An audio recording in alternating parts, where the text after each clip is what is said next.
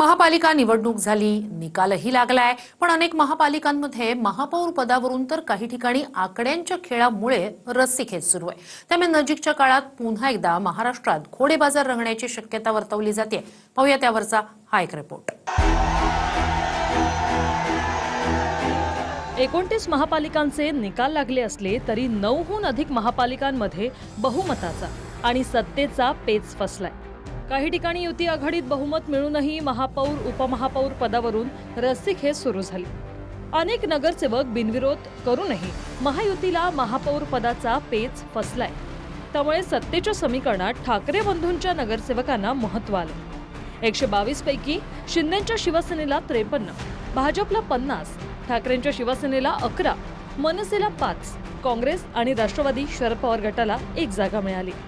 बहुमत महायुतीला असलं तरी महापौर पदासाठी दोन्ही पक्ष आग्रही आहेत। स्वबळाच्या बहुमतासाठी 62 जागांची गरज आहे। त्यामुळे आमच्या नगरसेवकांना शिंदेंच्या सेनेकडून त्रास दिला जात असल्याचा आरोप ठाकरे गटाने केलाय।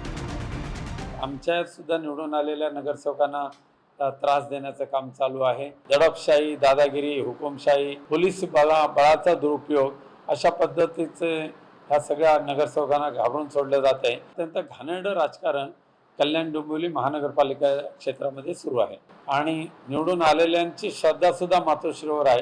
त्यामुळे आमचे कोणी कुठे जाणार नाही। त्या ठिकाणी महायुतीचा महापौर बसेल।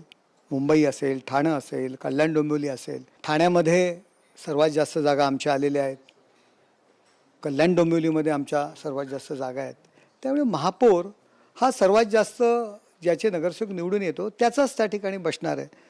त्यामुळे मागणी केलेली आहे त्यांनी, मागणी का करू नये त्यांनी त्यांच्या पक्षाकरता, परंतु निर्णय हा नेते घेतील, देवेंद्रजी घेतील, एकनाथ शिंदे साहेब घेतील, रवींद्र चव्हाण साहेब घेतील आणि तो जो निर्णय घेतील तो आम्हाला मान्य आहे। उल्हासनगर महापालिकेत वंचितनं शिंदेंच्या शिवसेनेला पाठिंबा दिल्यानं सत्तेचा मार्ग मोकळा झाल्याचं बोललं जाते। 78 जागांच्या उल्हासनगर महापालिकेत 39 जागांचं बहुमत आहे। शिंदे आणि भाजप स्वतंत्र लढले, दोघांना 37 जागा मिळाल्या। वंचितला 2 आणि काँग्रेसला 1 जागा मिळाली। वंचितच्या 2 नगरसेवकांच्या पाठिंब्यावर शिंदेंच्या शिवसेनेनं सत्तेचा दावा केलाय। चंद्रपुरात आकड्यांचा खेळ कमालीचा रंजक बनलाय। एकूण 66 जागांपैकी 33 जागा बहुमतासाठी हव्या।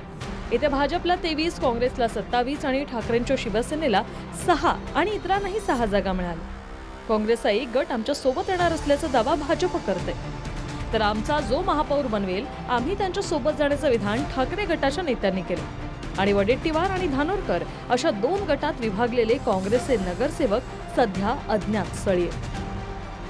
अनेक अपक्ष नगरसेवक किंवा इतर नगरसेवक हे संपर्कात आहे की तुम्ही जर भारतीय जनता पार्टीचा महापौर बनवत असाल तर आम्ही तुमच्या सोबत यायला तयार आहोत।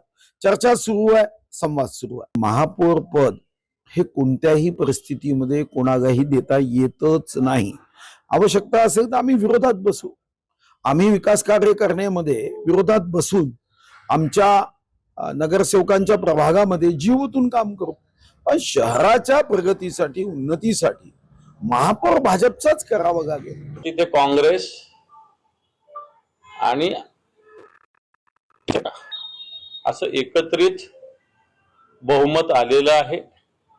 त्यामुळं शिवसेना सुद्धा महापौर पदासाठी कोणत्याही पक्षाशी अशा पद्धतीनं विचाराशी तडजोड करणार नाही। भारतीय जनता पार्टीशी तर मुळीच नाही। आमची प्राथमिक चर्चा आणि आमच्या मनातून आमची इच्छा आहे की आम्ही काँग्रेस सोबत जावं आणि काँग्रेसने आमचा जो आमची मागणी आहे ते पूर्ण करून आम्हाला स्वतःसोबत सामील करून घ्यावं। परंतु काँग्रेसने जर आमची मागणी पूर्ण केली नाही तर आमच्यासाठी सगळ्यांचे मार्ग मोकळे, आम्ही कोणाची बांधिलकी नाही आहे। पण भाजपने तुम्हाला महापौर पदाची प्रस्ताव दिला आहे की तुम्ही भाजपकडे महापदाचा? मी आपल्या माध्यमातून सर्वांना सांगितलं तर मला जो भाजप आमचा शिवसेनेचा जो महापौर करणार आम्ही त्याच्यासोबत जायला तयार आहोत। Bureau report, TV9 Marathi.